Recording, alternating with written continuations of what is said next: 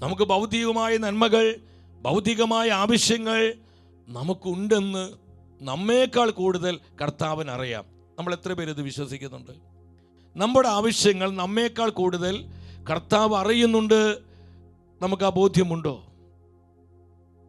ഒരു സംശയം നമുക്ക് വേണ്ട. അവൻ നമ്മെ കരുതുന്ന ദൈവമാണ്.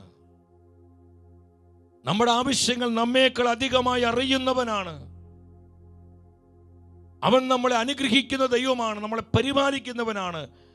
എൻ്റെ സഹോദരങ്ങൾ, അതുകൊണ്ട് ഭൗതികമായ നന്മകൾക്ക് വേണ്ടിയുള്ള പ്രാർത്ഥനകളും നെട്ടോട്ടവും നമ്മൾ ഈ ലോകത്തിൽ എങ്ങനെ സ്വർഗം തീർക്കാം എന്നല്ല ഇപ്പോഴും ചിന്തിക്കുന്നത്.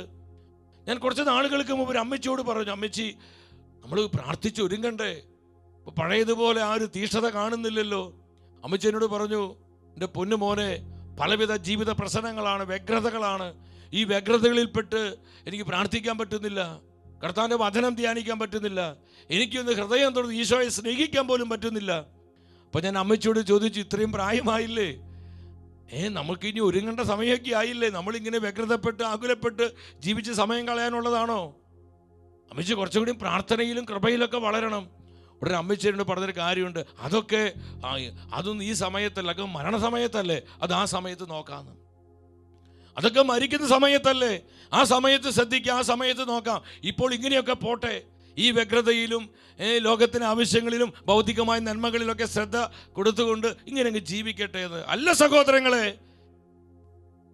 ഭൗതികമായ നന്മകൾ, നമ്മുടെ ആവശ്യങ്ങൾ നമുക്ക് ചേർത്ത് തരുവാൻ വിശ്വസ്തനായ ദൈവമാണ് നമ്മുടെ കർത്താവ്. നമ്മൾ ഈ കാലഘട്ടത്തിൽ ഭൗതികമായ നന്മകളേക്കാൾ ഉപരി ആത്മീയ നന്മകൾക്ക് വേണ്ടി, ആത്മീയ കൃപകൾക്ക് വേണ്ടി, ആത്മീയ ദാനങ്ങൾക്ക് വേണ്ടി നമ്മൾ തീഷ്ണതയോടെ പ്രാർത്ഥിക്കുവാനും ഒരുങ്ങുവാനുമുള്ള സമയമാണിത്. നിർണായക സമയമാണ്. ചുരുങ്ങിയ സമയം അവശേഷിക്കുന്നുള്ളൂ. അവസാന നാളുകൾ, സമയം അടുത്തിരിക്കുന്നു. ഹല്ലേലൂയ. ഈ തിരുവചന സത്യങ്ങളൊക്കെ എന്താ നമ്മോട് വിളിച്ചു പറയുന്നത്? നിസ്സാരമായി കാണരുതേ, ലാഘവമായി കാണരുതേ, സംശയിച്ച് നമ്മൾ നമ്മുടെ സമയം നഷ്ടപ്പെടുത്തി കളയരുതേ.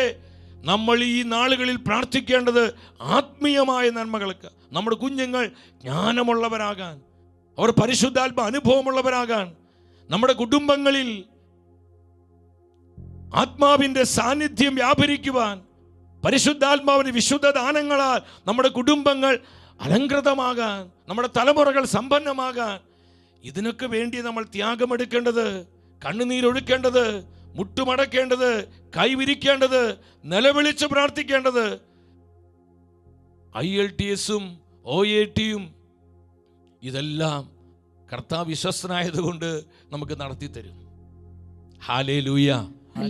ശക്തിയോടെ പറഞ്ഞേ ഹല്ലേലൂയ. എൻ്റെ സഹോദരങ്ങളെ, അപ്പോസ്തലനായ പൗലോസ് പ്രാർത്ഥിക്കുകയാണ്. പൗലോസിന്റെ പ്രാർത്ഥന എന്തായിരുന്നു? എഫെസസ്കാർക്കുള്ള ലേഖനം 1:17 പൗലോസ്ലീഹ പ്രാർത്ഥിക്കും, നമ്മുടെ കർത്താവായ യേശുക്രിസ്തുവിന്റെ ദൈവവും മഹത്വത്തിന്റെ പിതാവുമായവൻ ജ്ഞാനത്തിൻ്റെയും വെളിപാടിൻ്റെയും ആത്മാവിനെ നിങ്ങൾക്ക് പ്രദാനം ചെയ്തുകൊണ്ട് തന്നെക്കുറിച്ചുള്ള അറിവിൻ്റെ പൂർണ്ണതയിലേക്ക് നിങ്ങളെ നയിക്കട്ടെ. എത്ര മനോഹരമായ പ്രാർത്ഥനയാണ്! നമ്മുടെ കർത്താവായ യേശുക്രിസ്തുവിന്റെ പിതാവും ദൈവവുമായവൻ ജ്ഞാനത്തിൻ്റെയും വെളിപാടിൻ്റെയും ആത്മാവിനെ നിങ്ങൾക്ക് പ്രദാനം ചെയ്തുകൊണ്ട് ദൈവത്തെക്കുറിച്ചുള്ള അറിവിൻ്റെ പൂർണ്ണതയിലേക്ക് നിങ്ങളെ നയിക്കട്ടെ. ദൈവത്തെക്കുറിച്ചുള്ള അറിവിൻ്റെ പൂർണ്ണതയിലേക്ക്. ഈ അറിവെന്ന് പറയുന്നത് ഇന്റലക്ച്വലായ ഒരു അറിവല്ല, ഈസ് എ റെവലേഷൻ.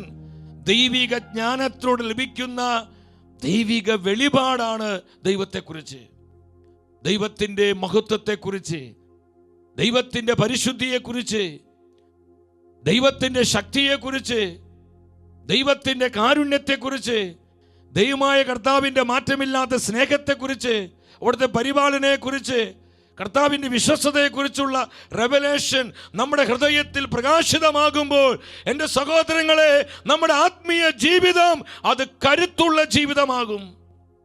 നമ്മുടെ ആത്മീയ ജീവിതം അത് പൂർണ്ണമായും കൃപ നിറഞ്ഞ ജീവിതമായിട്ട് മാറ്റപ്പെടും.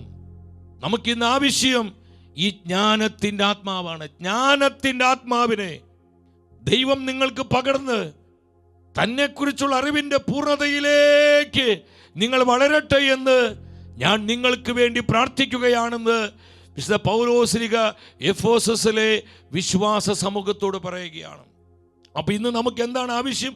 നമ്മൾ ഈ ദൈവത്തെക്കുറിച്ചുള്ള ഈ അറിവ്, ദൈവത്തിൻ്റെ പരിശുദ്ധിയെക്കുറിച്ചുള്ള ആ ഒരു റെവലേഷൻ നമുക്ക് ഇല്ലാത്തത് കൊണ്ടാണ് ഇന്ന് മലിനപ്പെട്ട് നമ്മുടെ ശരീരത്തെ മലിനമാക്കി ഈ ലോകത്തിൻ്റെ ഭോഗേച്ഛകളിൽ ആകൃഷ്ടരായി നമ്മൾ നമ്മുടെ ജീവിതത്തെ പലപ്പോഴും ദുഷിപ്പിക്കുന്നത്.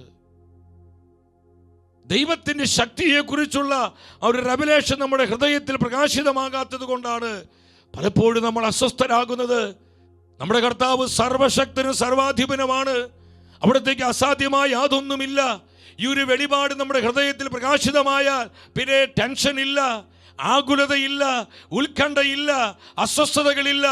ഏത് പ്രതിസന്ധിയിലും പ്രവർത്തിക്കുവാൻ എൻ്റെ കർത്താവ് ശക്തനാണ്, വിശ്വസ്തനാണ് എന്ന് വിശ്വസിക്കുന്ന ഒരു ആത്മാവിൽ ആകുലതയ്ക്ക് സ്ഥാനമില്ല. ഹല്ലേലൂയ.